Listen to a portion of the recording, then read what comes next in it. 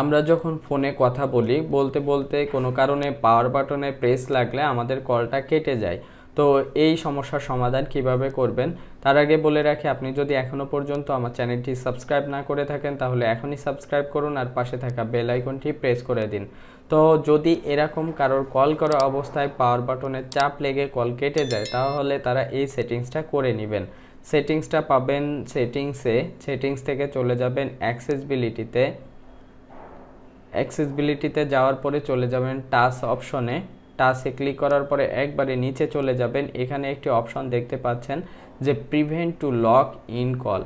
তো আপনি যদি কথা বলা অবস্থায় পাওয়ার বাটন প্রেস করেন আর এই অপশনটা যদি আপনার অন থাকে তাহলে আপনার কলটা কিন্তু কাটবে না, আপনার কল করা অবস্থায় থাকবে, জাস্ট স্ক্রিনের লাইটটা অন অফ হবে এটাই, কিন্তু আপনার কলটা কাটবে না। আর এটা যদি অফ করে দেন তাহলে কিন্তু আপনি পাওয়ার বাটনে প্রেস করলেই আপনার কলটা কেটে যাবে। তো আমাদের এমন অনেক সময় হয় যে কল আসার পরে আমরা কথা বলতেছি, কোনো কারণে পাওয়ার বাটনে প্রেস লেগেই আমাদের কলটা কেটে যায়। তো কলটা কেটে গেলে আবার নতুন করে কল করতে হয়। তো যাই হোক, এখন থেকে এই সমস্যার সমাধান করতে হলে just prevent lock to in call এই অপশনটা আপনারা অন করে দিবেন। তবে এই সেটিংসটা কিন্তু সবাই পাবেন না, কারণ এটা iOS 16-এর একটি ফিচার্স। iOS 16 ব্যবহার করতেছেন যারা, তারা কিন্তু এই ফিচার্সটা পাবেন, এই লক টু প্রিভেন্ট কল। আপনারা পাওয়ার বাটনে প্রেস করলে আপনাদের কলটা কাটবে না।